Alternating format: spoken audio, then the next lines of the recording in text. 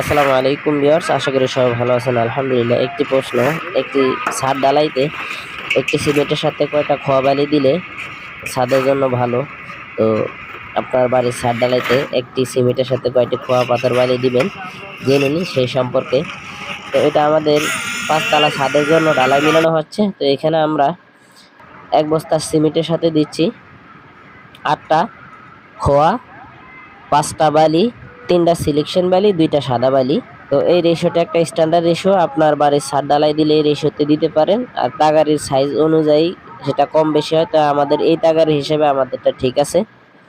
তো ঢালাইতে সিমেন্ট কম দেওয়া একেবারে উচিত না, এতে বিল্ডিং এর জন্য মারাত্মক ক্ষতি, রডে খুব দ্রুত জং ধরে যায়। তো এরকম আরো কনস্ট্রাকশন রিলেটেড কাজ দেখতে চ্যানেলটি সাবস্ক্রাইব করে আমাদের সঙ্গেই থাকুন। ভালো লাগলে একটি লাইক দিয়ে দিন। দেখাবো অন্য কোনো ভিডিওতে। আসসালামু আলাইকুম।